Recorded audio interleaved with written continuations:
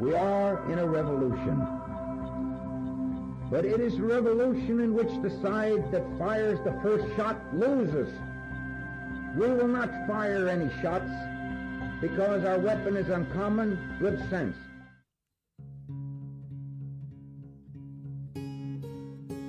Hello and welcome to Tractor Time. Tractor Time is brought to you by Barn to Door and Acres USA, the voice of eco-agriculture. I'm your host, Ben Trollinger, editor of Acres USA magazine. On this episode, we welcome the no-till titan himself, Jesse Frost. Frost owns and operates Rough Draft Farmstead with his wife, Hannah. The farm is an organic no-till market garden based in Lawrenceburg, Kentucky. It sells at area farmers markets, and it offers the CSA service.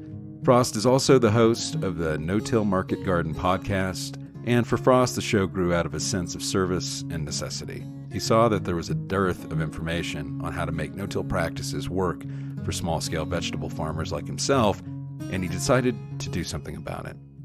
In the process, he's built up a thriving community of farmers who are eager to share ideas and best practices.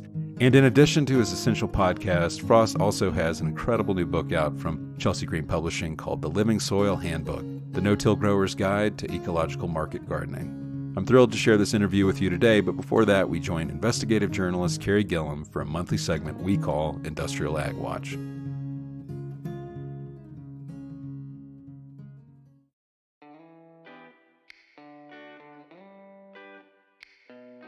On this edition of Industrial Ag Watch, we check in with Carrie Gillum to see what stories are emerging within our industrialized food system. Carrie's the author of the 2017 book Whitewash, the story of a weed killer, cancer, and the corruption of science. Whitewash won the coveted Rachel Carson Book Award from the Society of Environmental Journalists, as well as other literary awards. You can also go back and listen to a 2019 podcast we did with Carrie about that groundbreaking book. Her new book is out, and it's called The Monsanto Papers, Deadly Secrets, Corporate Corruption, and One Man's Search for Justice. You can find it at the acresusa.com bookstore. Carrie works as a reporter and director of research for U.S. Right to Know. Her work frequently appears in The Guardian, and she has more than 30 years of experience covering food and agricultural policies and practices. She also serves on the Freedom of Information Task Force for the Society of Environmental Journalists. Here's our latest conversation with Carrie Gillum. Welcome back, Carrie. Thanks for having me. You've been following a story in Meade, Nebraska for The Guardian, which we talked about on this podcast a few episodes back. For listeners who may have missed that segment, could you give a quick overview of what's going on at an ethanol plant there? So in this little tiny community of Meade, Nebraska, there has been an ethanol plant that's been operating there for the last several years called Alton. And what Alton has been doing is a little unusual. Rather than using sort of corn and other grain as its feedstock to produce biofuel, Alton was taking in treated seeds, seeds that are treated with insecticides, fungicides, other sorts of things that farmers use. And a lot of the big companies, Bayer, Syngenta, Corteva, these companies that supply treated seeds to farmers, they were dumping essentially their unwanted seeds, leftover seeds here at Alton, so that Alton could use them. And it was a really cheap way for the companies to get rid of the seed, to discard it. And it was great for Alton because they didn't have to, pay for feedstock for their ethanol plant. What the result has been, though, has been really bad for the community because Alton ended up with a lot of waste product, distiller's grain, waste cake, wastewater that is just loaded down with these pesticides. And they initially were trying to spread it over farm fields in the area. The regulators shut that down because the levels of dangerous pesticides were so high in this waste product. They couldn't sell it for livestock feed, and they couldn't spread it over farm fields. So it was just building up in lagoons and in big piles around the plant. And then there were rainfall events, and the lagoons started leaking, and all of this pesticide-laden waste sort of washed out into the community. And it's affecting the wildlife in the area. Researchers from the University of Nebraska have determined that there's been large-scale weed die-offs that are tied to this. Farm ponds that where farmers once fished and enjoyed their nice ponds have now been found to be contaminated with really high levels. So it's quite a mess there in Meade, Nebraska. When we last talked, state regulators and lawmakers were starting to take notice, but where are we now? What measures have been taken to get this under control? Yeah, this has been going on for years and years, and community members have been complaining and begging for some action, and they haven't really gotten any until very recently. And that was really only because of media attention, both by The Guardian and then a lot of other news outlets who started reporting on the story. So where we are now is, Alton essentially has been shut down. The Attorney General in the state has sued them for all sorts of environmental violations.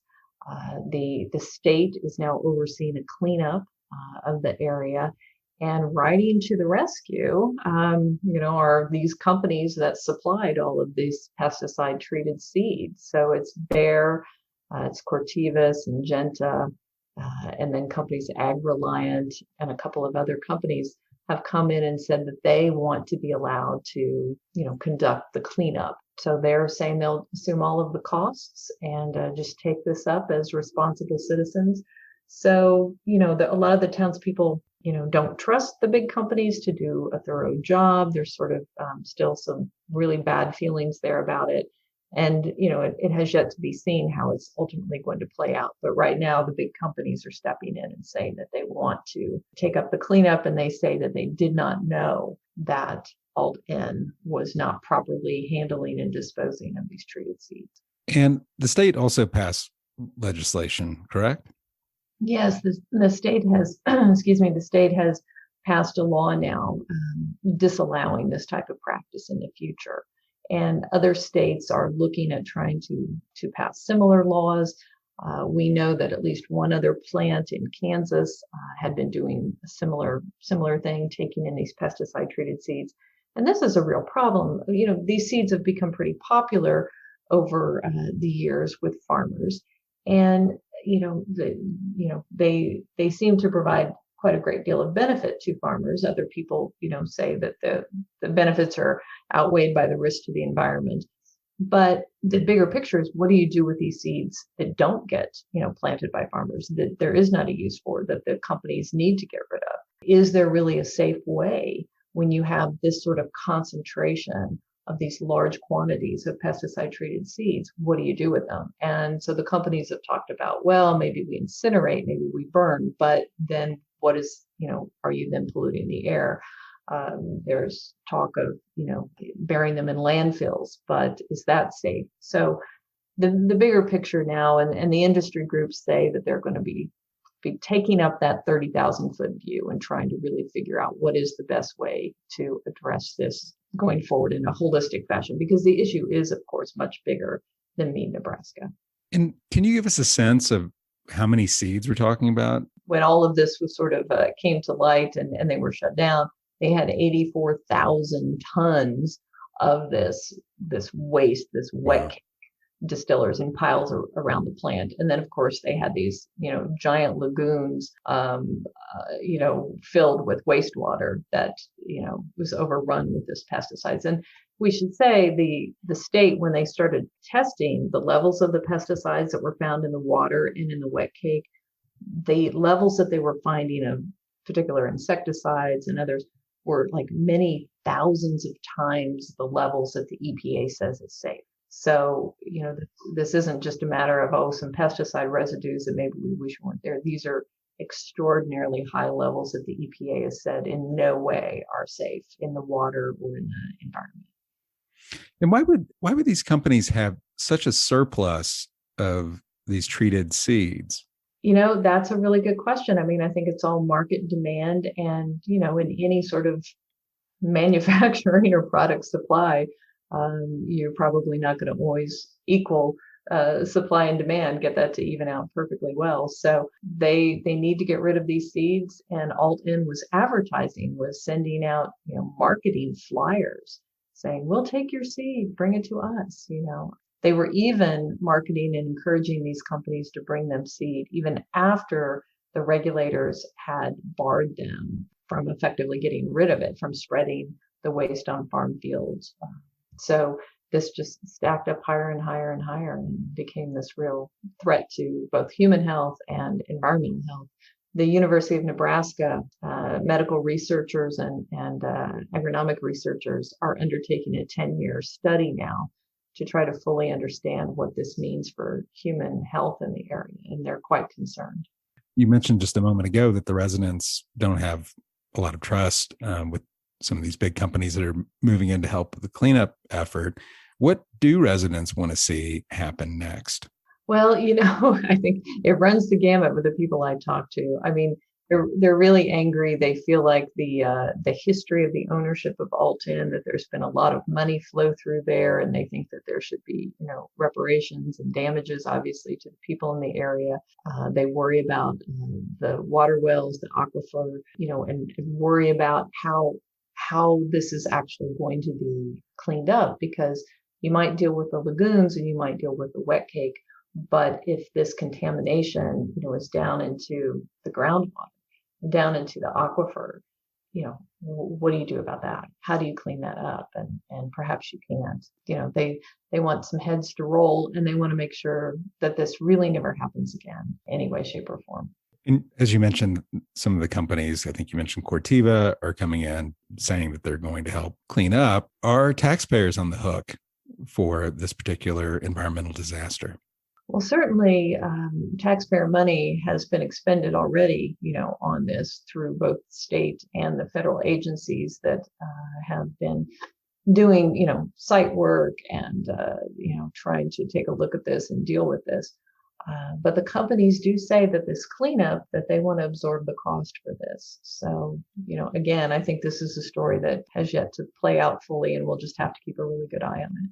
Is it unlikely that this ethanol plant will ever come back online? I think that question too still needs to be asked. There's been a real fight over the permit for this. Do you revoke it or do you suspend it? The attorney for the Alton Ethanol Plant had been seeking just a suspension of the permit, but the local leaders said, no, definitely we are revoking this. We don't want any chance of you coming back.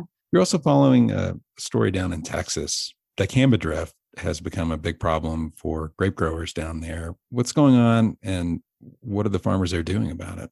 Yeah, there's this litigation, just is not going away, certainly against Bayer and BASF, both of which, have brought forward this, much like the Roundup Ready system, sort of a Dicamba Ready system, where, you can plant Dicamba tolerant crops and spray your dicamba during warm months. And dicamba, as your listeners probably know, is prone to not stay where you spray. So much as what we've seen in Missouri and other states, we're seeing in Texas. You have 60 grape growers in the state of Texas who are now suing Bayer, saying that their crops have been damaged. Their vineyards are being essentially, wiped out because of this dicamba drift that is coming from soybean and cotton fields in the state. And, this is a problem that's been a problem for the last several years and was warned. We were warned by this. Farmers and regulators were warned that this would be a problem when these companies wanted to, start up this system of dicamba tolerant crops and spraying this dicamba more liberally. So it's a real battle. Cotton and soy farmers say, we need this, we need this tool. We need to be able to spray dicamba primarily to deal with weeds that have become resistant to glyphosate. But if dicamba is drifting onto these fields for grapes or other types of crops that are not tolerant, and of course they're being damaged or destroyed, that's a real problem. So the first lawsuit of this kind, was a peach farmer in Missouri, and he won his case. So we'll see now what happens in Texas and how this plays out. Well, tell us a little bit about dicamba. I mean, I don't think it's as well known as something like glyphosate, or maybe as well known as its commercial name, Roundup. How does it work? Why is it different? Why is it used? Well, dicamba really has seen a resurgence and is growing in use now because of glyphosate. It's an older herbicide. Mm-hmm. But, again, one of the problems with dicamba has been that it doesn't always stay where you spray it. It's not as stable. It can drift and it can volatilize. And it's always been known to be particularly, dangerous, I guess, in terms of movement in these warm months. So it primarily was used, before you really got into, sort of this May to August, April to August, depending on where you are geographically. It wasn't typically sprayed during those months, but with these glyphosate tolerant crops and where you can spray directly over the growing crops, it really changed agricultural practices, just as the Roundup Ready system did. So at least for soy and cotton growers, it's been something of a benefit.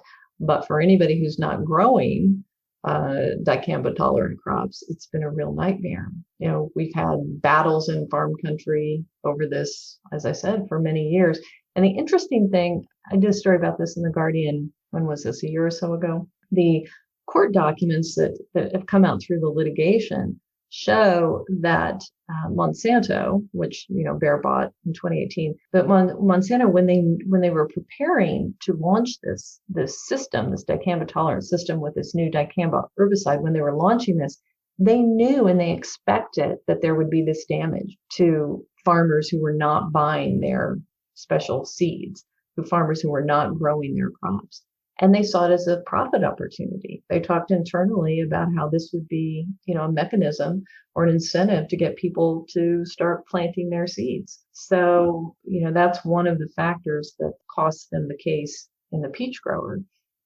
So we will see what happens with these grape growers. But yeah, they were aware, and they actually counted on the fact that it probably was going to be damaging to neighbors who weren't using their seeds. So it's damaging to crops that are not resistant in some way. Is it also harmful to humans? Well, that again is a subject of debate. It is considered, toxic at some level, although not considered to be carcinogenic. There are various classifications about it. It hasn't been determined to be a probable human carcinogen as glyphosate has. So, but an interesting thing, there's a Heartland research study that's going on looking at the effects of dicamba, 2,4-D, glyphosate, and other herbicides on reproductive health right now. And the findings so far are really not very encouraging. They're looking at pregnant women and trying to understand, particularly in farm country, are these women who are pregnant and their newborns, as they're exposed to these high levels of herbicides, what is happening? And dicamba growth, they've developed some graphics that are tracking the use of dicamba and the use of 2,4-D, both of which have seen renewed interest in use because of the weed resistance issues with glyphosate. And they're showing them rising very dramatically to the levels that we've been seeing with glyphosate, and 2,4-D even exceeding the levels of use that we've seen with glyphosate over the next several years. So we do need to start paying a lot more attention to 2,4-D and to dicamba particularly. Well, Carrie, thanks so much for joining us today. Thank you. Thanks for having me. I want to take this moment to introduce our sponsor, Barn to Door. They're doing a new segment aimed at helping farmers, and you'll hear that later in this episode. But who are they? Barn to Door powers farmers who sell direct, helping them increase sales, access customers, and save time. They help farmers meet buyers' expectations through easy ordering and an accessible brand across online channels. Farmers use software, services, and resources from Barn to Door to manage and promote their business. The bottom line is this: farms that provide convenient buying and delivery options reach more buyers. Data show farmers can double revenue when they offer online subscriptions and direct delivery. Promote your brand, manage your orders, and keep your profits with Barn to Door, providing the capabilities and support you need to build a thriving farm direct business.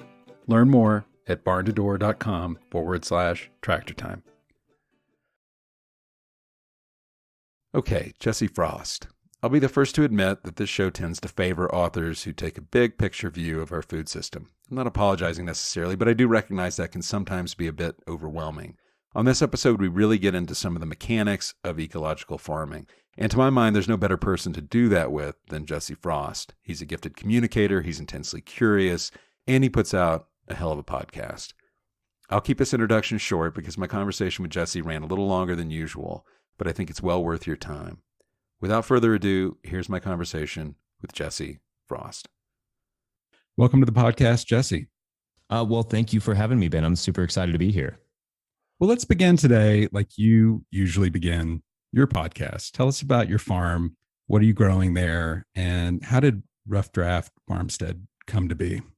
Yeah, so we are a 3/4 of an acre market garden. We may be up to an acre by next year, but we're currently kind of working into an acre. We just moved.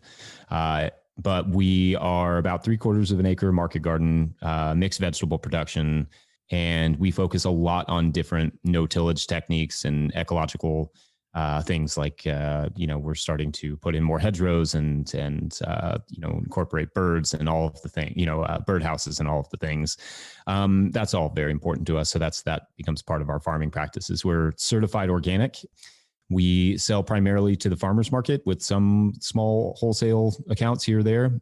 Our restaurant sales kind of went down obviously through COVID, like most people, but those are slowly starting to rebound. So yeah, that's kind of the gist of the where we are specifically. It's about 30 minutes from Lexington, about 45 minutes from Louisville. That's kind of central Kentucky. Those are the two biggest cities in the state. So we are, the sort of origin story is that I started farming about 12 years ago. I was working in New York City in a wine shop there and got really interested in some of the producers who were really creating wines that were very funky, very low refinement, very what we called natural wines at the time. And I think that still is popular today. But I was really into those wines, and I would go visit those winemakers, and they inspired me to want to be a farmer. I knew I didn't want to make wine, but I knew I was really interested in being in agriculture, just meeting these people who like to dip their hands in the dirt and smell the soil and, just were very excited about their practices. So I was like, I could see myself doing this. I think that's a good thing to do. So I moved back to Kentucky where I grew up. Mm-hmm. I was born in Colorado, but I grew up in Kentucky. And I found a farm, an internship at a place called Bug Tussle Farm in Southern Kentucky. And it was everything I wanted. They did all the things. They did, animals, rotational grazing, row crops, bees, everything. And we did pigs, turkeys, everything my first year. So I got a lot of experience with that, and decided to come back for a second year and did a second year internship there and met my wife the second year. And so that ended up being very fortuitous for both of us to have left. I was living in New York City. She was living in Chicago. And we were kind of like, well, meeting somebody may be hard, just moving into the middle of nowhere, but we met each other. And we started our farm the next year. So this would have been like 2012 would have been our first year. And we had a series of kind of failures, getting a place to farm. We had a couple different family lands that didn't work out after a lot of work. And some of it was our fault. Some of it was their fault, just miscommunication. And then we moved back to where we interned in Bug Tussle, and we started a farm there. And the whole time we're calling it Rough Draft Farmstead, which becomes increasingly apropos as you move farms.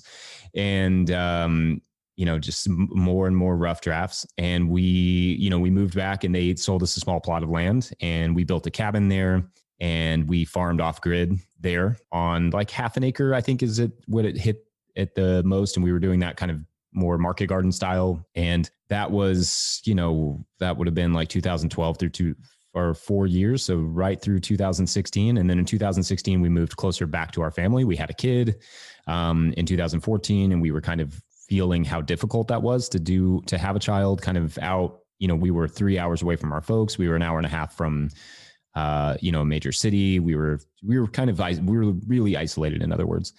And so we had a kid, and we decided that we wanted that kid to be raised closer to the grandparents. And so we moved closer to central Kentucky, where we both grew up. I grew up in Richmond. My wife grew up in Woodford County, which is Versailles, where a lot of the horses come from, the famous horses. And so we kind of found a property here, and we were on that property for 4 years. And one of the biggest restrictions with that property was that it was just not accessible to customers. And when COVID hit, and we realized like how important it was to be more accessible to customers, just the way the driveway worked and everything. It was not we just felt like we weren't part of our community. We felt really isolated. And this other property had come up, and the opportunity it spoke to us. And we thought, we'll move one more time. We'll try this we'll give it one more go. And so we went from 13 acres down to what is now 6 acres. But the value of this new property is it's going to be very accessible to customers as we build it. We moved in December, and it's got a farm store option and all, and so it's a nice building, right, not far from the road, with a good space that we can turn into somewhat of a parking lot. So that's kind of the general rundown of how we got to this specific space. Well, you mentioned a moment ago that you interned at Bug Tussle Farm in Kentucky. I'm curious to know more about what their driving philosophy is or was, and how that shaped your approach to farming.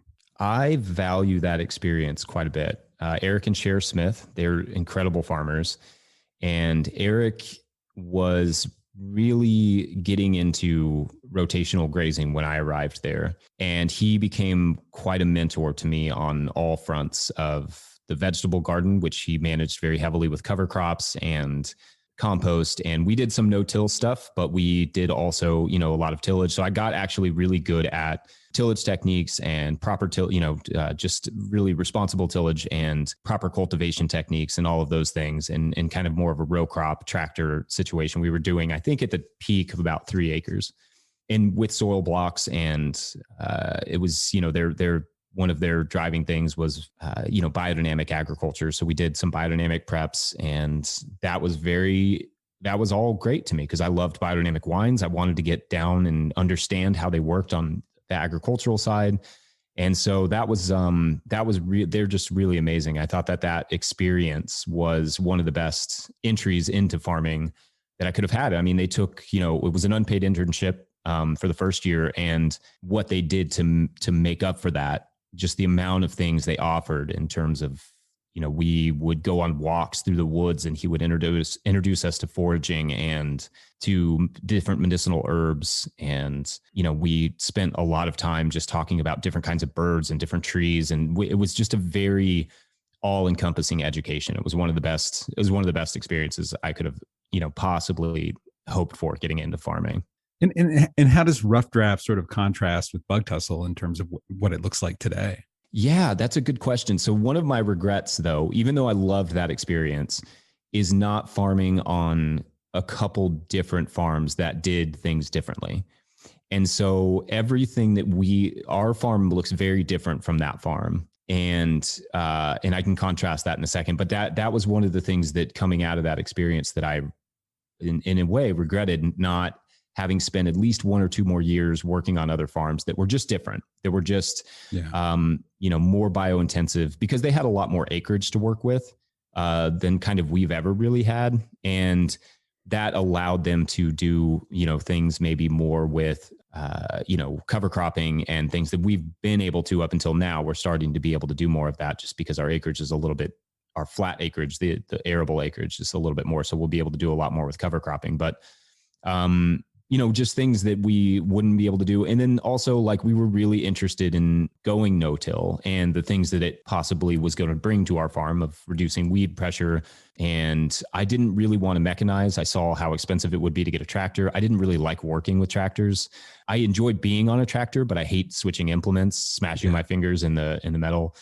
And, I absolutely enjoy working them, but that element, I knew that I'm not very mechanically minded. So I wanted something smaller and simpler. And so we got a BCS kind of in the style of Jean-Martin Fortier and the Market Gardener and Elliot Coleman. And that became more of our style, doing more permanent beds and focusing more in on kind of hand tools and keeping it really simple and tight. And but there was a huge learning curve because Bug Tussle was dry farmed, and I needed irrigation to do more of a bio-intensive, and I knew nothing about irrigation. I still feel like I'm quite a deficit for knowledge about irrigation. And we are doing things really intensive plantings, multiple crops in a bed in the same year, and things that we weren't necessarily doing on Bug Tussle that we kind of had to learn on our own. But we had a good base from which to learn. And that was helpful. I mean, that was, that comes in handy still today, just knowing certain things when I run into certain situations, things that we learned at Bug Tussle that we were able to bring to this farm.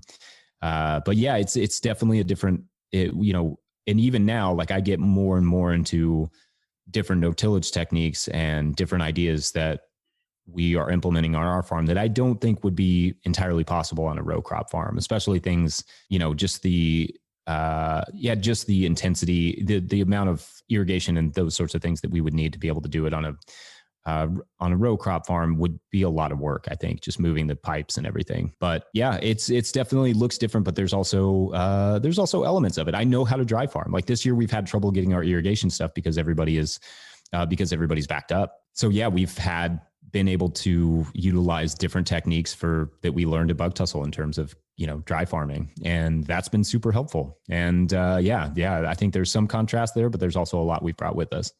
And so how did no-till come to be on your radar? What was the inflection point there? You do this internship at Bug Tussle, and then eventually it sort of evolves into sort of your current philosophy on market gardening. Yeah. So it was the sum of many different things, I think. So one element of it would be that we, wanted to reduce our weed pressure. And we were, especially in our first years kind of starting out on our own, we were noticing we were having to fight a lot of weeds, and we were also having to, needed some sort of mechanization. So we were kind of feeling like we didn't want to do a lot of mechanization. We were just thinking is there a way that we can just shove the plants in the ground? Is that a thing?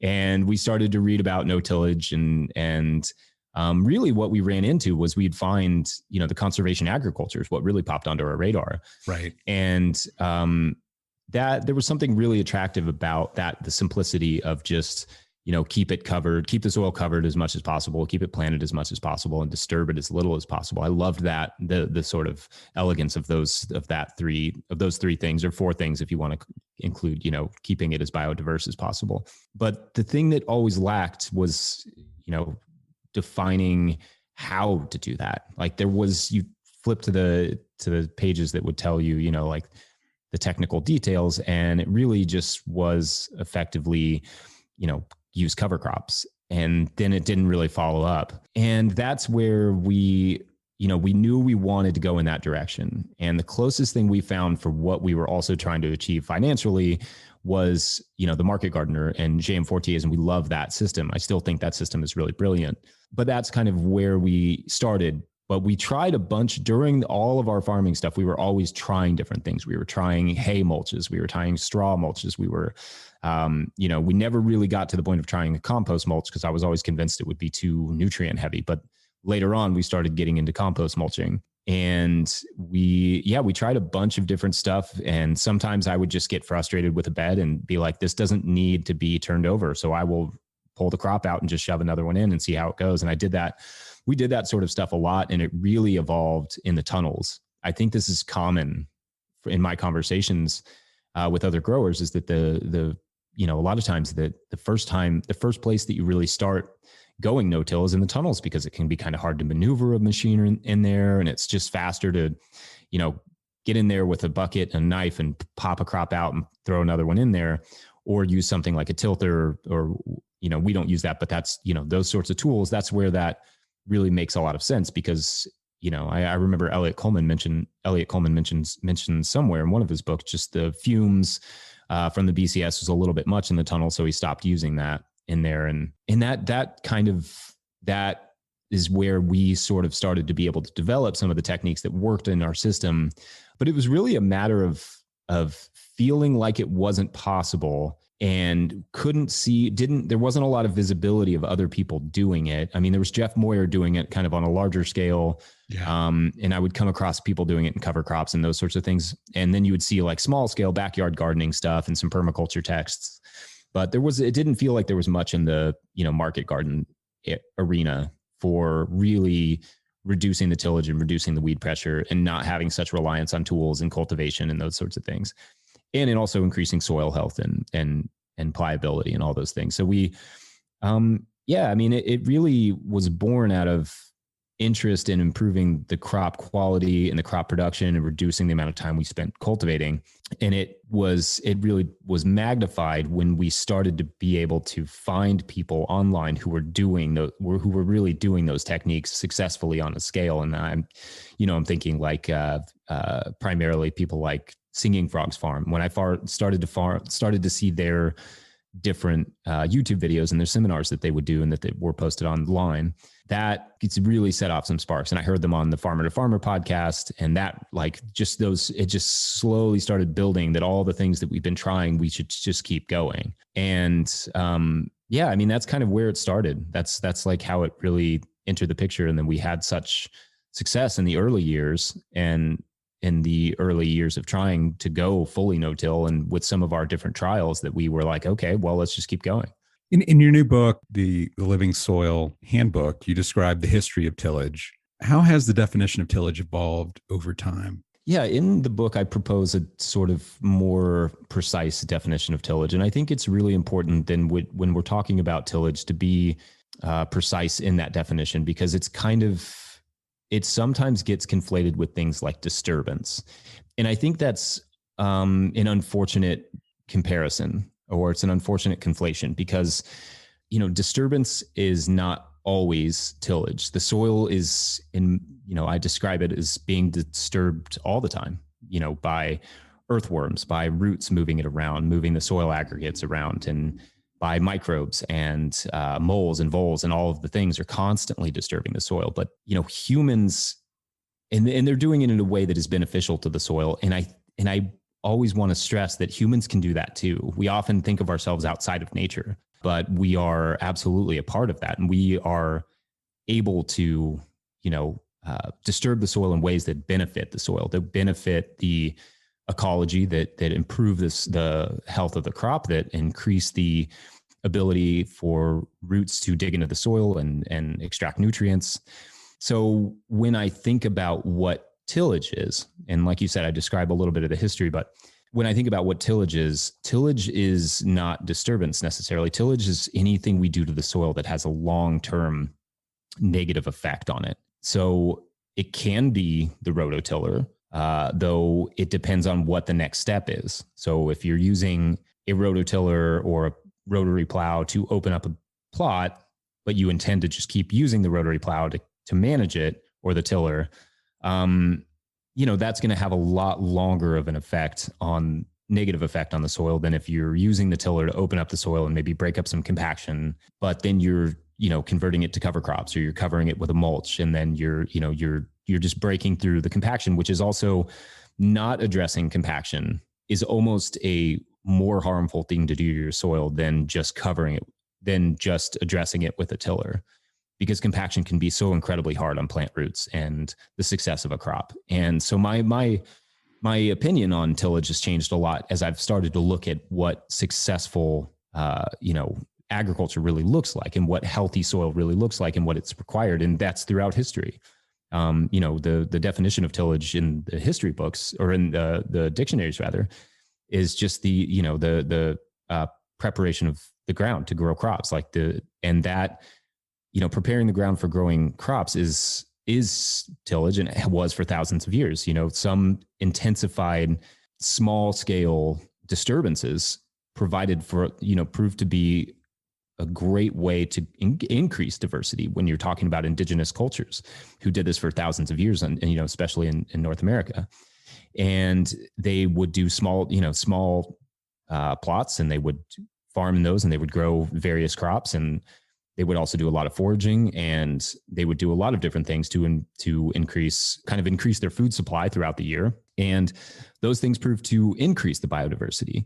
But it's the kind of tillage, it's the intention behind it, and it's the way that it was fallowed often after maybe a year or two in production, and and that through doing that, they Native Americans created a really diverse country. And when settlers arrived, they found birds enough to block out the sun. They found pastures filled with wildflowers and butterflies, and rivers teeming with fish. These are things that we can't conceive in our modern day. And I've made the argument before that I think removing Native Americans from the soil was the first act of tillage. That had long-term, extraordinarily negative effects on the soil. And so, when we're talking about tillage, we're talking about something that we do to the soil that has a long-term negative effect and doesn't have the intention behind it to improve the soil, to keep photosynthesis going at all times, which is always one of my favorite subjects, because when we're talking about soil health, we are talking about photosynthesis. The soil is essentially a giant battery, and plants are the solar panels, and we have the roots and the mycorrhizal fungi that are the infrastructure. And then, the battery, the storage element is really the microbes and the worms and all the animals and anything above ground. And when you see what the Americas used to look like pre-colonization, you see, in accounts in various historical documents, that you see a place rich with life above ground. And that is reflective of how rich the soil was below ground. And yeah, I mean, I don't know that I probably have gone too far off the main point there, but no, not at all.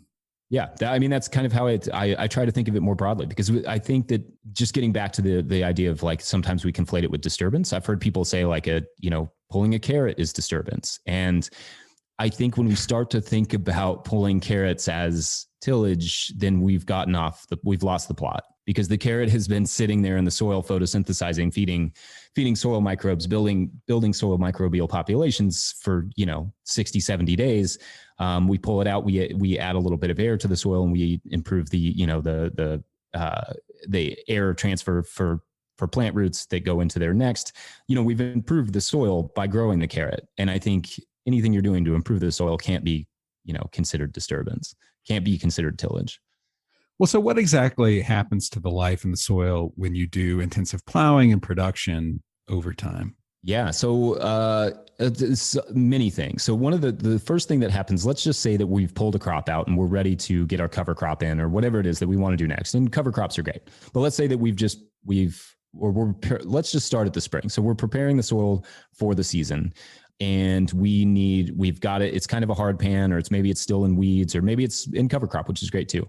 But we mow it, and then we rototill it, and we turn it under. And then what's happening when we're doing that all the time, when we're doing that for the next crop and the next crop, is that we are taking, a lot of air, and we're whipping it into the soil, and we're taking all of the beneficial things that we've done to the soil, all the soil aggregates that we've created through, the bacteria and fungi I've created. We're taking all of the carbon, the roots, and all of that stuff, and we're just kind of crushing it, and we're mixing it up with a bunch of oxygen-loving bacteria that just start consuming that. So a lot of the good that we've done, a lot of the carbon that we've put in the soil, we're breaking it apart, and we're feeding it to bacteria primarily, because that's who likes really, really oxygen-rich environments. And, when we lose that, soil organic matter, when we lose all that carbon that we've created, that we've put below soil, the soil's not going to retain water as well. It's not going to move water through in a heavy rain events, or it's not going to retain it as well in droughts. There's not going to be as much nitrogen available, because a lot of the nitrogen that our plants consume actually comes from the soil organic matter. And there's, it's going to require us to continue to amend it more. And it's also going to compact more, because the carbon and the various aggregates are keeping the soil pliable. And so, when you till it, you end up with more soil compaction on the surface. You end up with compaction layers underneath. Those are both things that are incredibly restrictive to plant growth. Yeah, and you tear apart your mycorrhizal fungi, the fungi that can tap into multiple plants, can connect to multiple plants. So you don't want to tear those up too much if you don't have to. And and then you start. When you do that, you are also, kind of stale seed bedding a lot of your microbial life. So, you can do it a few times and you can get away with it, especially if you're using cover crops. I think if you're going to be doing any sort of tillage, and a lot of larger scale people, that technique tends to work for them. And I think so you can manage some of those microbial life by using cover crops. But what you're doing, if you're not using a lot of cover crops and you're not able to really tend to the soil, is it ends up depleting the soil carbon. And I kind of compared soil to a battery earlier. You're using the energy and you're not replenishing it. And that's where developing no-till techniques is important. And even if it's, I think I try to be really even-handed. And when I think about this stuff, I try to not say that, be too dogmatic about what is tillage and what is not, and who should be using it and who shouldn't. I think it's all about your context. I think that's extremely important, but doing as little aggressive, repeated tillage, mechanical tillage to the soil as possible is really important. We're going to hit pause on this interview for a brief segment from our sponsor, Barn to Door. Hey, this is Sebastian from Barn to Door. We help farmers sell direct, and for this week's segment on Tractor Time, we invited Kelsey from DX Beef, located on the Cheyenne River Sioux Reservation in South Dakota. We asked her about her experience using Barn to Door to sell direct, and here's what she had to say. I ended up having found Barn to Door in October of 2019. And it was one of those things where it was like, okay, Kelsey, go big or go home. You're going to buy this website platform and you're going to make yourself use it, or you're just going to stop. Because at the time, prior to Barn to Door, I was primarily functioning on like Facebook Messenger. So it would be like, do you use hormones? Do you use antibiotics? Is it grass-fed? Is it corn finished? All of these questions that would come in about the product. Additionally to that, I didn't have anything for a customer relations database to like manage my customers and to save their information and to track what they've ordered. All of these things are critical in marrying a food business to a agricultural production business, right? And Barn to Door in October of 2019 honestly held me accountable. I became a member of the Barn to Door family, and that's truly what it was, them like accepting me into the family. And my account manager at the time, he was like, okay, this is going to be your homework, and next week when we meet, I need you to have this done. And I needed that because I wouldn't have committed myself to that sort of work on the business itself. I would have been too busy working in the business of getting deliveries scheduled and stuff instead of making the system function better for me and more effectively. If you want to hear more from Kelsey, go to barntodoor.com/tractortime. Thanks for listening. We do a monthly segment with the Rodale Institute that focuses on no-till regenerative organic practices. So I think our audience is somewhat familiar with no-till of a certain sort, but I was hoping you could give an overview of some different types of no-till. Rodale, for example, specializes in larger production models. So they're planting a lot of cover crops and using this big piece of machinery called the roller crimper to turn those crops over. And in some cases, no-till is part of an industrial, chemically intensive model of food production. And then there's what you do. Could you walk us through the spectrum of no-till practices and how they differ? Yeah, no, I think that's a great question. So like you said, there's been for a long time these sort of roller crimper cover crop methods. And then there's been the kind of chemical dependent methods that are spray down and then plant into that. And then there's been the small scale stuff, which is a whole world of just mulches and different interplantings and all that stuff. And I think, to give you kind of a rundown of the ones that fit best into our scale, which is really like anywhere from 1/8 of an acre, really intensive small scale, 2, 3 to 5 to 10 acres, and even up to 20. There's a gentleman in Canada, Dan Oostenbrink, who's doing really great stuff on 20 acres. But so there's kind of the two main methods. There's a few, but there's the two main ones are deep compost mulch, which is often called the no-dig system in Europe. And that is effectively using a deep layer of compost and using that as both the growing medium and as the mulch for the surface. So an example of this would be if you're starting a new garden, often especially if you're in denser soil, you're going to broad fork it. You're going to open it up a little bit or maybe even start with opening it up entirely, doing a plowing, doing a disking or tilling or however you want to do it. Then you're going to set your beds up permanently by laying down something like cardboard, some sort of weed block. And then you're going to, generally pile like a decently high, maybe 8 inches or so of compost over top of that. You'll let it break down for a little while and then that's ready to plant. And effectively, you won't ever turn that in. You won't ever turn that over. That will just stay as a surface mulch. And some growers to look to for that are Charles Dowding. Richard Perkins is another one. That's, I believe, how Singing Frogs Farm set up their farm to begin with.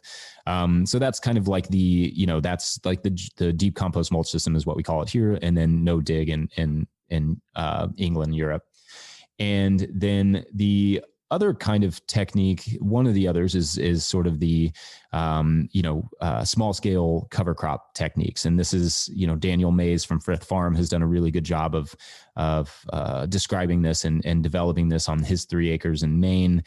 And he just wrote a new book that is really excellent that the listeners should check out, but is, more about using cover crops similar to the roller crimper method, where you're using a lot of rye and that sort of thing. But instead of using a roller crimper to terminate it, you're using, in his case, he often uses boards strapped to 2 people's feet. They go down the bed, they knock the bed down, and then throw a tarp over top of that, and that terminates the cover crop, and then that can be planted in a few weeks. Or uses winter kill cover crops like peas and oats. Peas and oats terminate there, obviously. Oats are a little bit harder in our climate, but peas generally terminate most when you get a few frost freeze cycles. But using that over winter and then raking it off and planting into those beds in the spring. One of the main tenets of this is always permanent beds. The beds are never really moving.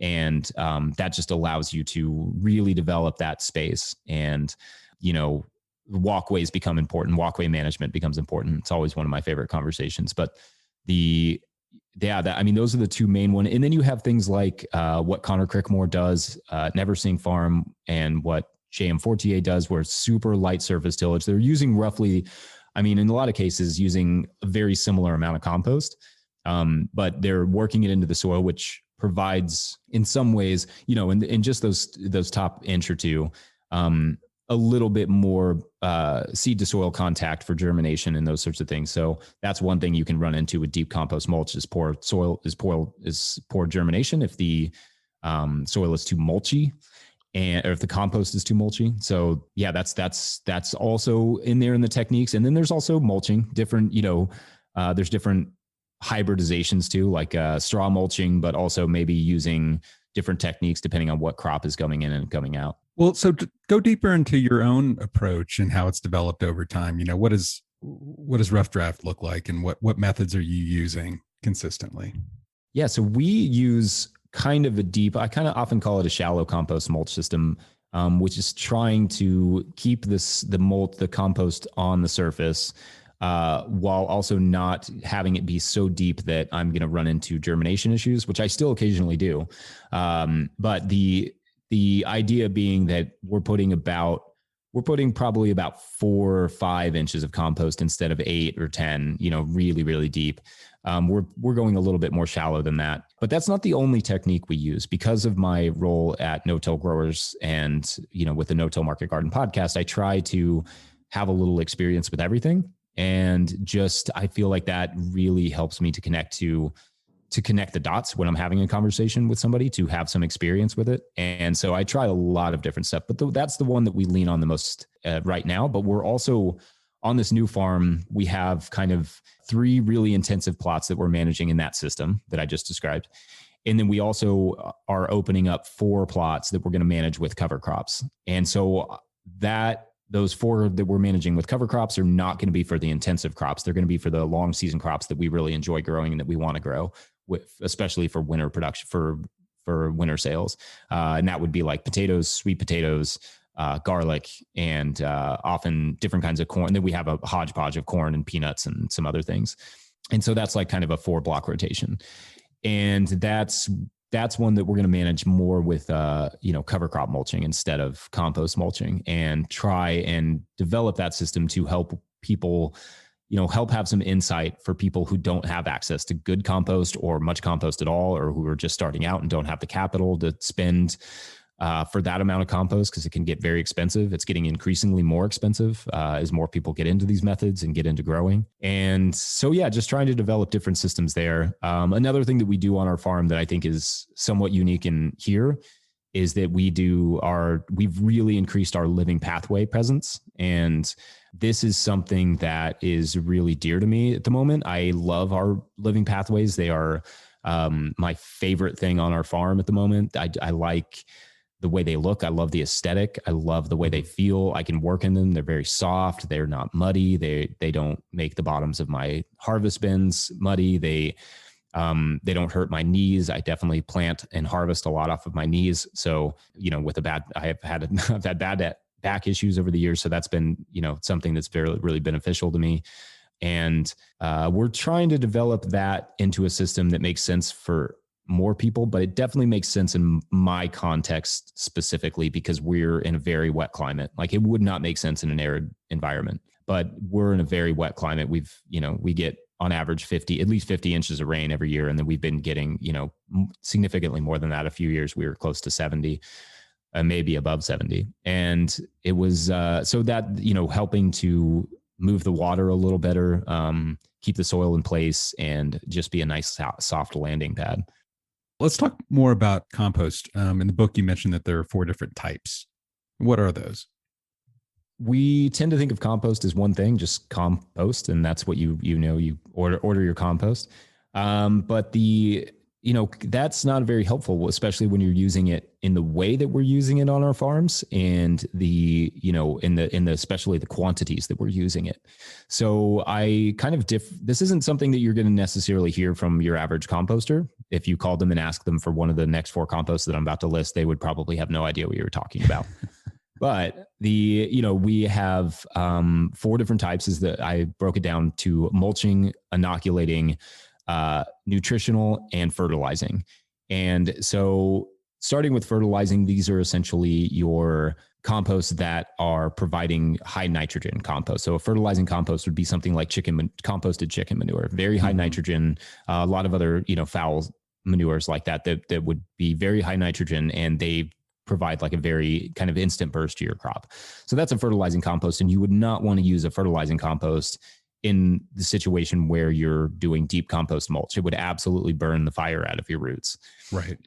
And it would also create a lot of environmental issue. I mean, that's one of the concerns with using heavy compost applications is your environmental concerns. And if we're trying to be good ecological farmers, we do need to take that into consideration. And so then you have what I call mulching compost. And these are composts that tend to be very carbonaceous, often just like decomposed wood chips, like very heavily decomposed wood chips, maybe mixed with some amount of nitrogen and leaves and that sort of stuff.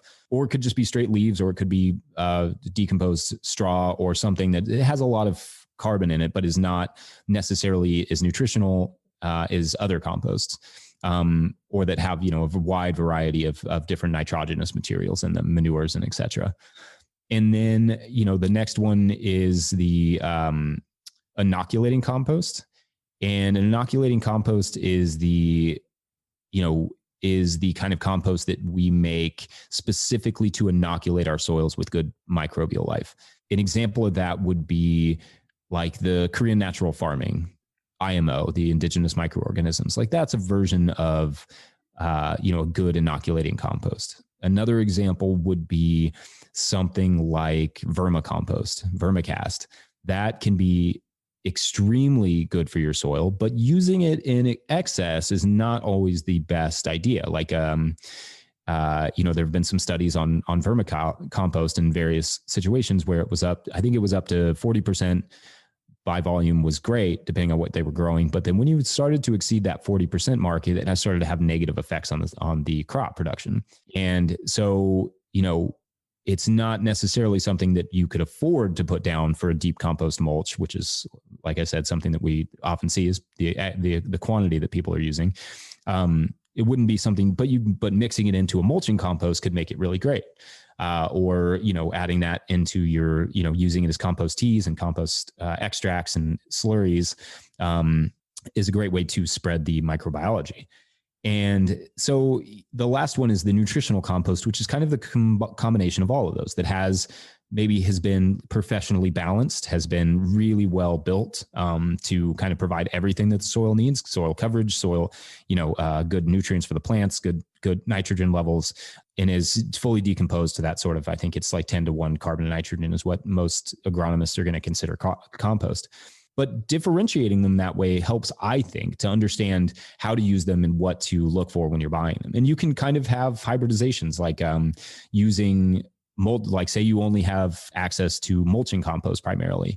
What we often do, because that's often what we only have access to, is like this really kind of mulchy compost that I love for moisture retention, but is really bad for seed germination. Mm-hmm. supplementing our own compost, and that way we're reducing the cost of that compost, but we're also increasing its nutritional quality. So we make a really good compost at home, and then, with all the, inoculating elements of it, run it through a worm bin, maybe partially, and then add that as the first layer. And then over top of that, spread the mulching compost. There's a lot of potential there for hybridization and utilizing this sort of 4 compost idea in different ways. Yeah. So you mentioned you're making a lot of compost on your farm. Are you also sourcing it from elsewhere?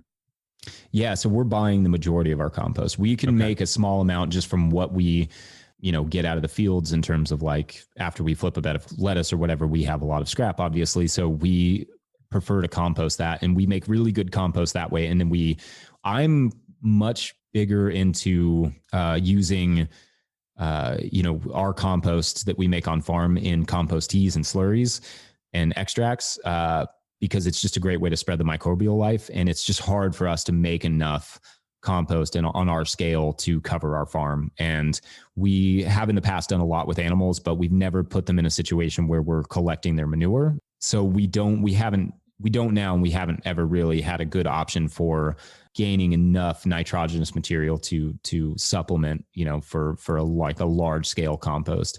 So we buy it in, and we have a good, NOP compliant, composter in Kentucky.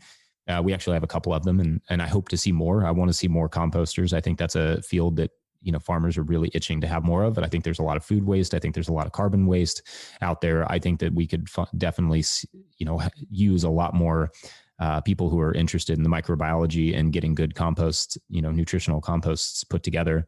And one thing I should say about nutritional compost, if you're looking for one, is raised bed mix is a good example of a good nutritional compost made by a professional. But we need more of that too. But to answer your question, we do supplement. Yeah. Well, you just mentioned sort of all the carbon waste that's going on. And I've heard you talk about this before, that we have this huge untapped resource in food scraps and wood chips, and most of that's just ending up in landfills. I mean, what are your views on that? I mean, how can that trend be reversed? Yeah, I think that one of the things that I've said often is that if your dump is taking on wood chips and taking on all of these things, and they are not trying to create a product out of it, that's an opportunity to go there and see if you can't rent that space for, compost production, and use their space, and maybe bring in your own equipment or ask them if you can use theirs.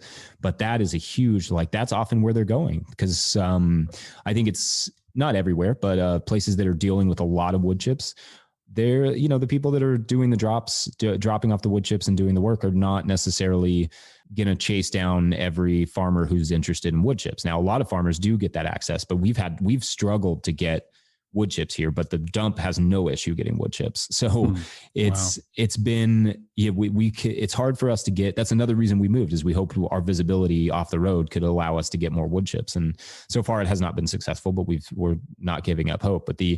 But we know where they go. If you know where the carbon goes, and I'm talking not just wood chips, there's tons of cardboard that ends up at the dump, like perfectly good non-inked cardboard that ends up there that could be used in composting operations if need be. And wood chips, the leaves, just the number of leaves that get sucked up off the side of the road in the fall and dumped at the dump here. We have a ton of deciduous forest, and it's just people rake their leaves, they put them on the side of the road, and we have trucks that come and scoop them up and they take them to the dump. And that, diverting that, getting in touch with your municipalities and getting in touch with the people who privately run those companies, I think, there's so much potential there, just the carbon waste. And then also the food waste. I think we need more national programs that are, incentivizing maybe people to do more composting, and to just, figuring out systems for people. One of the places that we get our compost mix, or our soil mix, is Tilth Soil. And they basically do their composting operation. They run around and pick up food scraps. And that's part of how they get their material. And we need more of those. We need more people composting, because we need more people getting those food scraps out before they head to the landfill. And I think there's a huge amount of potential. Just the amount of carbon that's used and lost and wasted is kind of unbelievable to me. And I think there could be so much more done with it. So we're talking about landfills, we're talking about waste. This might be a good opportunity to talk about plastic in farming. You're using tarps in your operation, but you definitely have some mixed feelings there. What are the pros and cons with using sort of plastic in no-till agriculture? You talk about this quite a bit in your book. Yeah, it's this thing that's always kind of tugging at me, is this idea of plastic and plastic reduction. And I think that, I don't see a world in which we ever get entirely away from plastic on farms. I think it has too much value, and there's not going to be that I can see a material coming along that's going to totally replace it. But that means that we need to be very strategic in where we are using it and how we're using it. And one of the places that has, grown, especially, it has almost enabled certain parts of no-till agriculture is the occultation, is the silage tarp. So for the uninitiated, just placing a silage tarp over, any sort of crop residue and letting that sit for a few weeks, especially in the summer, that allows that to break down. And then you can pull the silage tarp off and you have like a perfectly clean bed. It's germinated some of the weeds in the soil. It's like a really, really amazing thing. But it's not without its issues, right? So there's the one that I'm watching the closest, I think, is the microplastics in soil biology. There's a recent study that came out from, I forget, somewhere in England, that's talked about the effects on soil life of microplastics that come from agricultural plastics. And I worry about that because I see those tarps degrading, and I know that those little pieces of plastic are going into the soil and that they are ending up in the guts of worms. And we also know it's ending up in the guts of humans and through foods, through agriculture. They're finding them in they're finding plastic in placentas. And there's something really, I feel, an amount of responsibility to have my goal be to eliminate plastic on the soil. I don't think I can eliminate it from everything. We've done bulk lettuces and that sort of stuff in the past, and we still intend to do more of that this year now that COVID's kind of passed, but to an extent, but eliminating it on the soil surface is something that's a focus of mine right now. And one of the things that we've started doing, for instance, is we just pulled our garlic. And usually what I would do is pull the garlic, I would mow it, throw the tarp over top, let that sit for about 3 weeks, pull it off, and then plant my fall carrots. Like, that's been the strategy for a while. And this year I said, I'm not going to do that. I'm going to force myself to not do that because it's doing two things. One, it's potentially contributing things like microplastics. And there are also maybe issues with plasticizers. Like, I don't know how common phthalates are in things like agricultural silage tarps, but they are a common plasticizer. There may be other plasticizers that have issues on the soil, that have issues with human health. So there's also that element. And the putting something on the soil surface like that, I think is, you have to be considerate of those things. But yeah, so this time, instead of just throwing the tarp over top, we went through, we pulled the garlic. We took, one morning and we went through and we pulled all the violets that I had let grow up there because I wasn't too concerned with violets, thinking I was just going to throw the silage tarp over. But we went through and we pulled all the violets by hand, and then we sowed a cover crop. And so we'll let the cover crop mixture of fast growing stuff grow. And then we're going to mow that down. And if we absolutely have to, we'll apply a little bit more compost. But the next step would be to sow carrots into that. And that's sort of the idea, is to reduce the amount of time that the soil is covered. And I mentioned earlier, there's two things. So reduce the amount of time the soil is covered in something that could, kind of to some extent harm it, right? Which I think of as a form of tillage, anything that does long-term harm to the soil.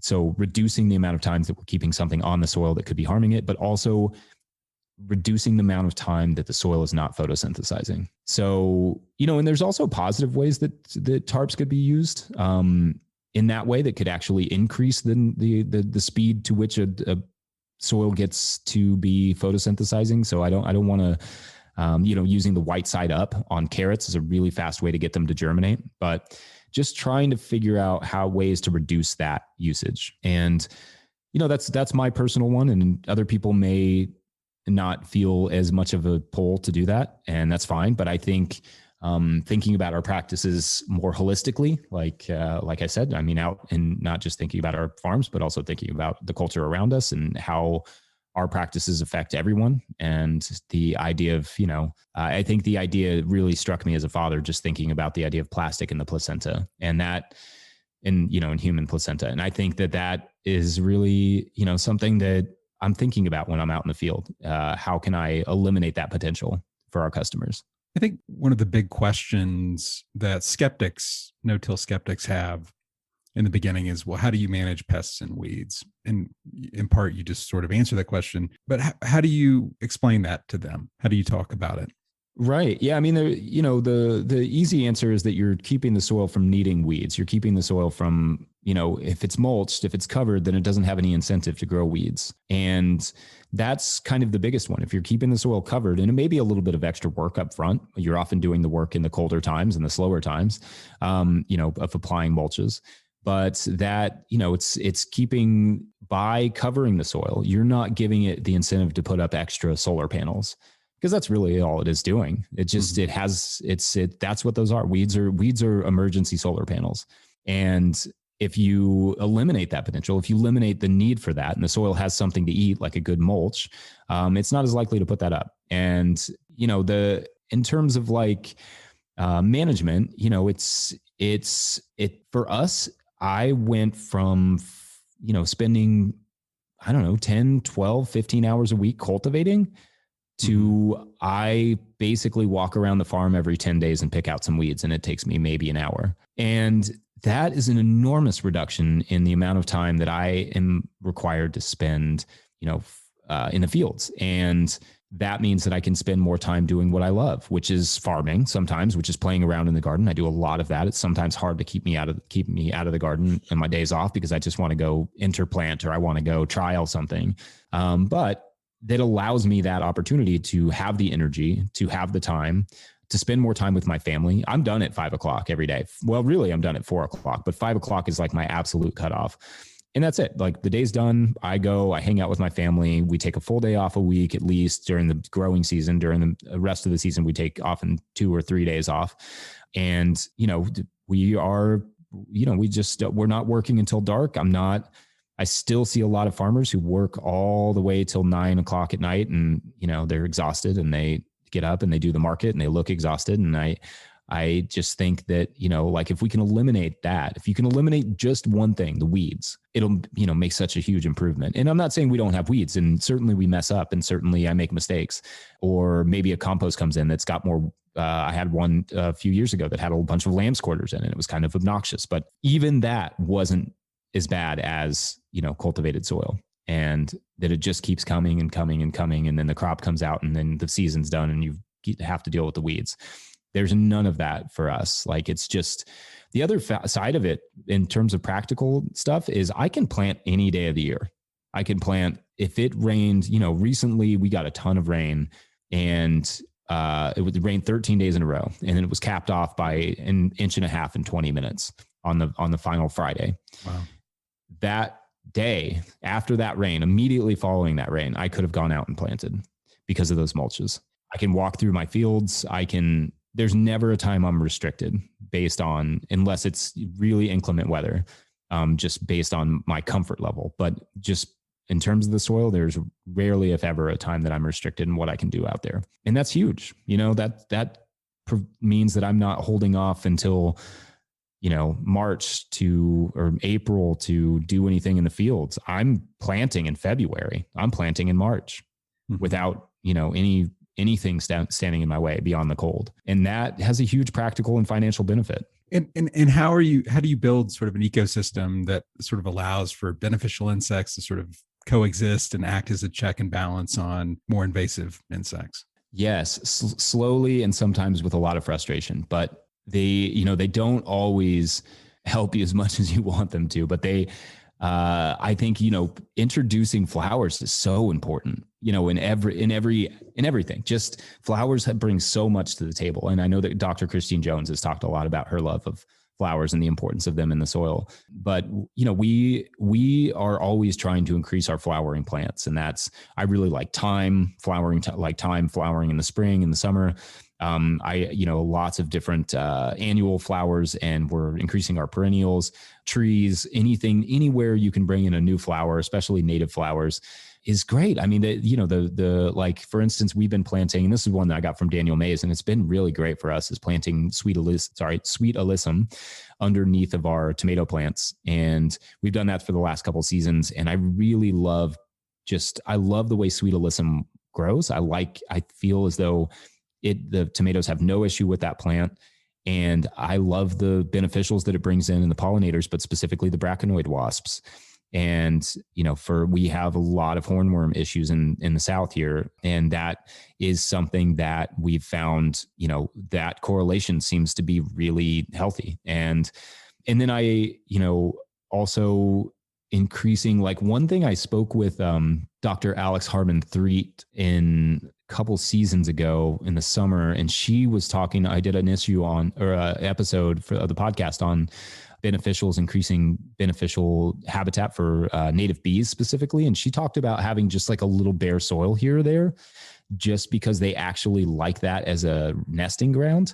And I thought that was interesting, because that definitely goes counter to everything I think about soil. But I was thinking, sometimes when I see like a bare spot of soil, I may throw some mulch over it. And I'm like, maybe if I, just looking at the science, and if that's what it's, somebody who literally studies this stuff is telling me, then maybe that's okay to just leave that little bare spot alone and let the native bees have it. And I think, that's another thing, is she also talked about not necessarily promoting those bee boxes and like the insect hotels and that sort of stuff, because if you're not cleaning them properly, you may be promoting diseases and bringing in viruses and bringing in mites that may actually harm the native populations that you want to encourage. So little things like that. I mean, that's another element of it. It's like flowers, and then following the science, because some of that stuff seems intuitive, but it's not necessarily. And then there's a lot of specialists too, in terms of, bringing in some native species to make sure that you're drawing in those specialists, and a diversity of crops, that the flowering crops, even corn. I grow sweet corn every year. It makes us no money. But I love eating it, and I love watching the pollinators all over the tassels.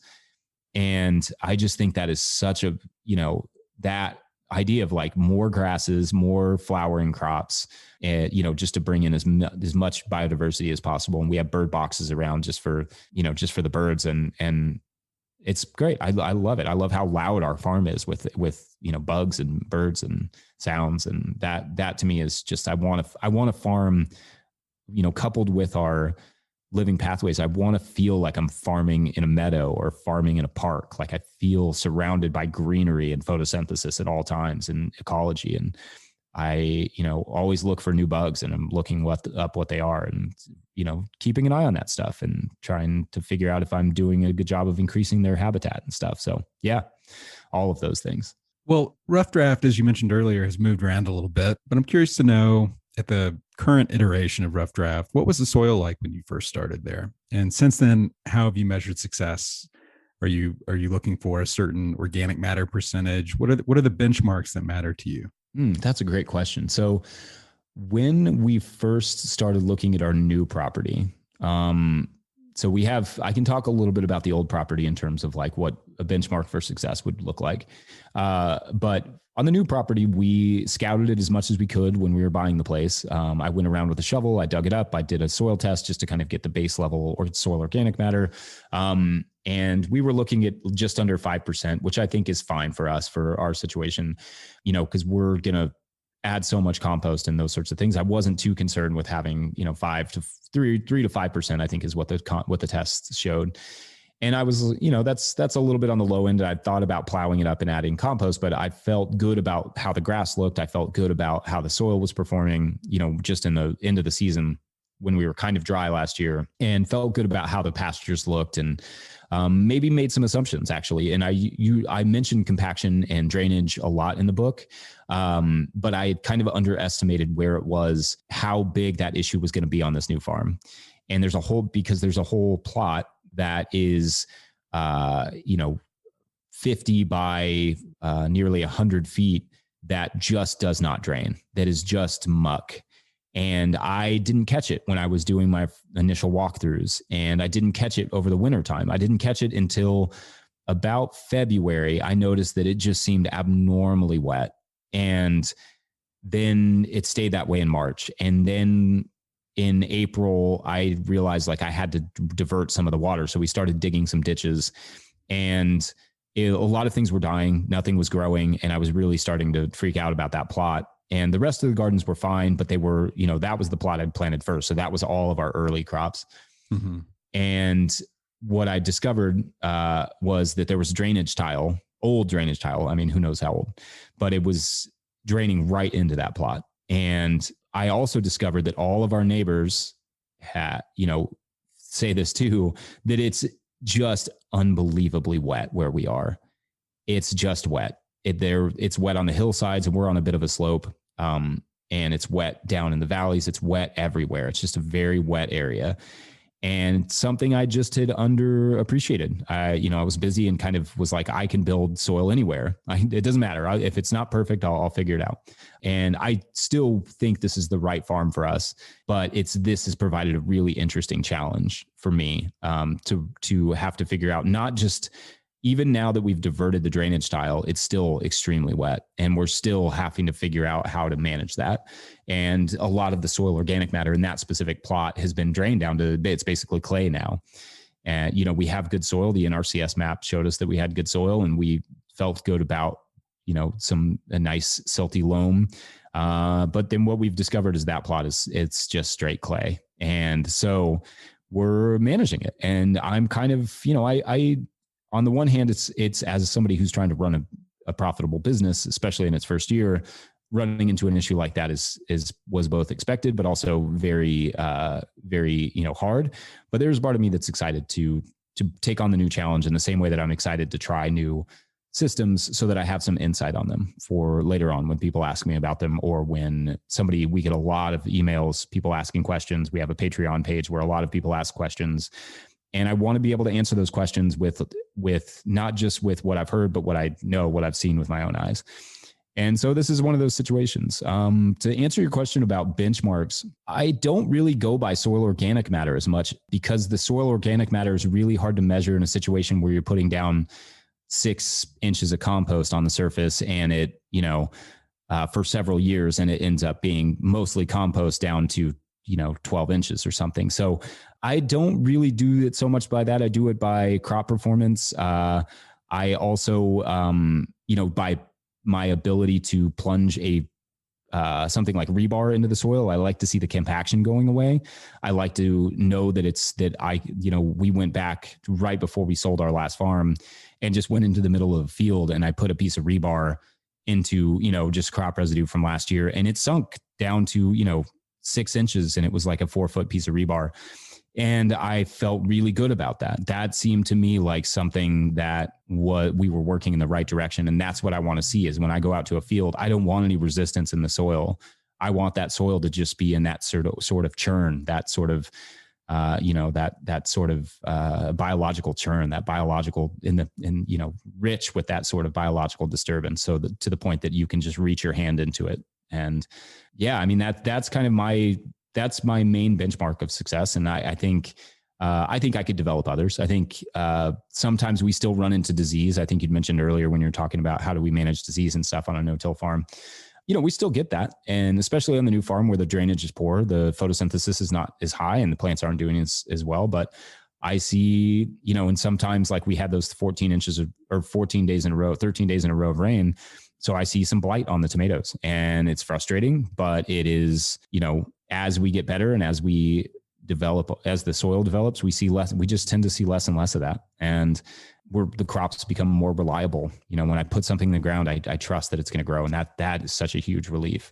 And I didn't always feel that way in a dry farming scenario. I didn't always feel that way when we were doing more row cropping and tillage. Yeah. So I think there are many ways to measure it, but those are mine. John Kemp, who did a talk at an Acres event last year, and I don't remember the exact title, but it was something to the effect of soil testing has led us astray. And there's this sort of ongoing debate between sort of the mineral nutrition people and the biological people. And I'm curious how you think through those things. Yeah, I'm not a big soil tester. I don't necessarily think it's the wrong approach. I think it's the right approach for certain people and certain crops, especially if you're growing a single 1 or 2 crops in a season. Like if you're more of a large scale crop grower and you're growing, a large thing of soybeans or something, then that stuff maybe is more important. It's hard for me to see the full value in that because we're switching crops so much and different crops have different nutritional values. And so for me, I'm more looking at nutrient deficiencies and in the leaves, and I'm looking for crop performance. And when it's not there, I'm looking through, various websites trying to figure out what the deficiency is, what the issue is, and how I can address it. And I'm generally addressing crop deficiencies through foliar sprays where possible. And I like that. I think that I see a faster response from the plants. It's when it's successful, when I do it right. And I feel more in tune with what's going on in my plants and my soil by just watching the plants and being more observant. I take daily walks, both in the morning and in the afternoon, just looking at the crops, and trying to tinker and fix it and figure out what works and what doesn't. And I think in terms of, I don't necessarily disagree with the idea of soil testing, but I am more in John's corner on using the plant and he's really big on sap analyses. That doesn't always make sense on our scale because, a lot of our crops are only in the ground for 50 days. But I like that. I wish there were more tools where a farmer could go out, get an immediate sap analyses and know what the plant is not able to draw into its leaves or what it's missing. I'm not big on bricks either. I think John is also the same way. And just, I don't think it gives us enough information. I do think it's interesting. I do think it's fun to see your bricks levels going up or when something's not doing well to correlate that with the bricks level at the moment. But I think it's a little bit complicated. And I think that I'm much more interested in doing as needed applications. And I think, I think there's so much potential for development in that area of, farmers being able to monitor their own nutrition. And somebody that does that really well is Mann's Organics. Andrew Mann at Mann's Organics does that, really intensive crop, monitoring with a lot of sap analyses and those sorts of things. And I think that's cool. I think he's doing, really great production. But I think soil tests just don't give me enough information, and by giving me way too much. I also feel sometimes as though, and I've kind of seen this in my own tests, that they don't, like, 2 tests don't really match up. Like, they don't seem like they have anything related to each other if they're done relatively close to one another. Does that make sense? So like the nutrient levels are different and nothing really changed. And that to me is very confusing, and that's hard for me to parse out. But I'm not opposed to it. I think if agronomist was standing on my farm, they could be like, you know what, this is the nutrient you're missing here. This is what we could be doing in this place. But I don't always have an option for that, especially like our crop turnover. I'm like, great. Okay. Well, the kale's coming out. So now what? Right. So yeah, I don't know. I'm not opposed to it. I'm open to it, but I think for me, it doesn't make the most sense in our sort of crop production. I wanted to switch gears for a moment and talk about economics. I was hoping you could put NoTill or your brand of NoTill into a commercial context. Does NoTill regenerative farming pay? I guess another way of asking that question is, what's your business model? What works for you? Let me think about which way to approach that, because our business model is primarily market farming. So we're doing primarily farmers markets. We've done CSAs for years, and we have not pushed the limit of what our property could produce. We just, with the other things we have going on, we don't necessarily have to. But over the next fiscal year, from now until next June, we hope to be at about 75,000 a year on 3/4 of an acre. And I'm thinking we'll be a little bit shy on that this year, but by the next round, I think we'll be there. And I think that's what a lot of the people that are, doing this have been, have their farms fully set up and are able to achieve that, sort of $100,000 a year on an acre of land gross income. And I think that primarily they're satisfied with that. And there are people that are pushing it well beyond that. I mean, I know some that come to mind are people like Ray Tyler. I know that he's doing really great numbers down there in Southern Tennessee, and Elliot Seldner over there at Fair Share Farm and his wife, they're doing great things over in North Carolina. And then, people like Connor Crickmore and J.M. Fortier. I mean, those numbers I think they're only going to continue to grow up as people get better and better and start to become more horticulturally minded, just better at developing spacing and the technique. But the thing that no-till really brings to the picture is it reduces the amount of work it takes to achieve those numbers. And, maybe there's a bit of more of an upfront cost in things like compost, for instance, mulches, and some of the labor involved in that, but overall the labor reduction is just enormous. So economically speaking, I think that for us, that's not that scalable, right? You can't if you can do $100,000 an acre, you're not going to do $1 million on 10 necessarily, right? J.M. Fortier is one that's been pushing that, trying to push that, see how far he can take that. I think he's at 7 acres right now and really trying to see how far he can scale it. But that's something that if you're doing, let's say you're netting 50,000, 45, 50, 60,000, and that's pretty good in comparison to any form of agriculture. I think it's probably somewhat on the high end for certain people. And it could be a lot more. And you're also not leaving your house. You're not having to drive very far to your farm. Oftentimes, we walk right out the back door and we're farming. And then, the kids are out there playing with us and it's safe. There's no tractors. There's no dangers that we have to worry about with them or with ourselves. The worst I get is a nick from the harvest knife.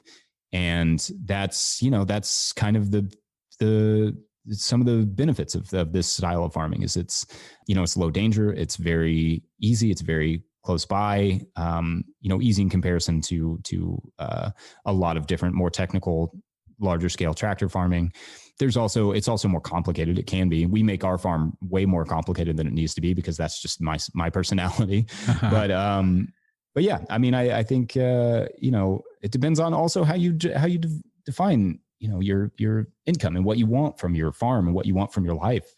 I think if you're not enjoying the type of farming you're doing, you have to do it differently. You're going to be doing it for the, years and years and years. So if you're not enjoying it, then you definitely have to be doing it differently. Even if you're making way more money doing it the way that you don't enjoy. We don't value enough our time. We don't value enough the time that we get with our family and our friends. That's always what matters at the end of life is your relationships. And so, that to me is factored into the amount to what we earn is how much time I'm able to spend with my friends and family. There's a lot of anxiety about the next generation of farmers. I think that's one of the big questions I hear a lot is how do we get young people into farming? And the conversation usually boils down to matters of land access. And I think we have this fixation on land ownership, but that's not the only route. And you describe sort of other options in the book. And you also talk about things like cooperative farming. How do those things tie together, sort of the next generation of farmers and land access in your mind? I think that land access when I started out, it was a huge issue. And I don't see it getting any better. And that kind of is a little bit heartbreaking because it's been a topic of conversation for a long time, but we saw a huge land grab through COVID. And I don't necessarily see that trickling down to the people who really want to work the land ecologically and, regeneratively very quickly. And that is going to require a lot of creativity on the part of people interested in getting into farming. And so some examples of that, you mentioned cooperative farming. We just released a collaborative farming podcast, No-Till Growers. We're doing a mini series. Jackson Roulette is hosting it. And that is all about different kinds of farm collaborations, because I think that has a really big place in the future of agriculture. Multiple families, multiple partners working together to build a business. I think farming is, kind of been romanticized as this thing that is a small family farm. It's just one family or it's one person. They're kind of doing their thing. That is a ludicrous business model. Yeah. I just think where farming is such an incredibly complex business where we are the manufacturers, we're the distributors, we're the marketers, we're the salespeople, and you can't expect one person to be good at all of those things. And you can hire that out, certainly. And certain people are really good at employee management and figuring out how to make that profitable. But when you have people with vested interest, with a sense of propriety working alongside you, that is a different story. So that, I mean, it's even something that Hannah and my wife and I have been batting about, like, how can we incorporate that into our current business?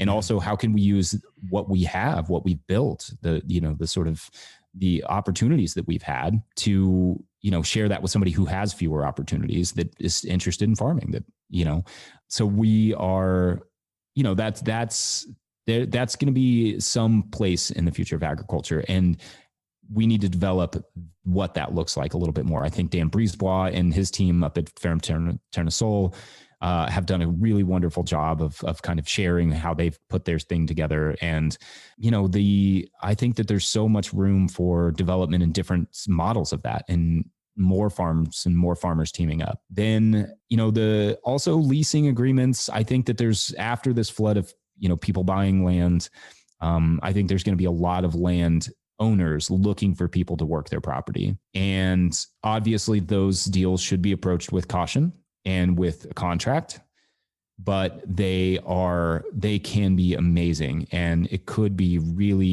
there could be a lot of benefit there to young growers getting onto property and possibly owning a chunk of that property one day.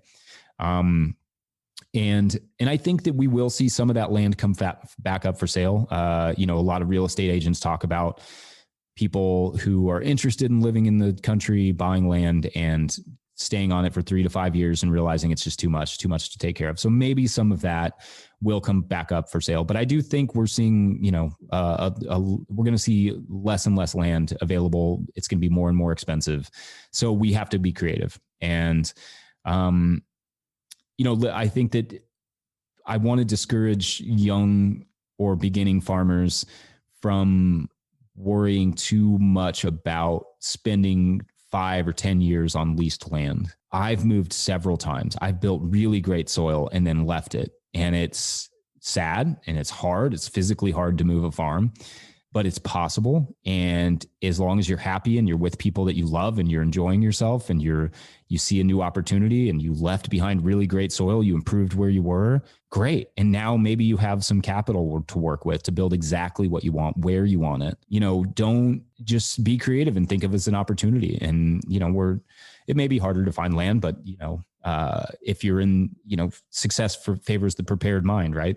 That if you spend some time working and getting ready and saving some money and getting your chops from learning how to grow food, and then when that opportunity arises for you to buy land, if you so want, then you can jump on it. So, I think instead of being worried about leasing land, go ahead and lease the land. And then when the opportunity is there, you're ready for it.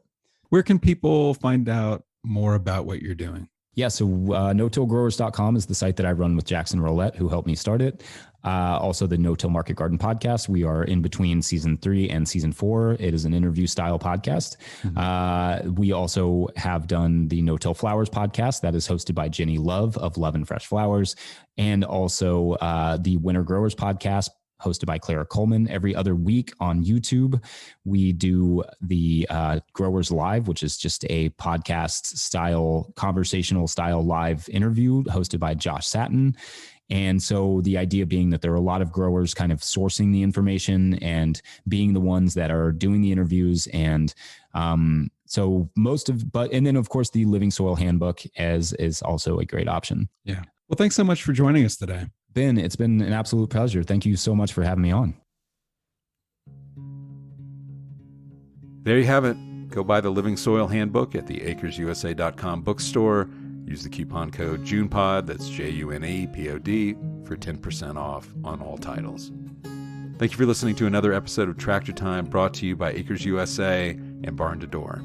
Subscribe to our channel on YouTube, iTunes, or anywhere podcasts are available. Also find us on acresusa.com, ecofarmingdaily.com, and don't forget to subscribe to our monthly magazine. Thanks again for listening and have a great week.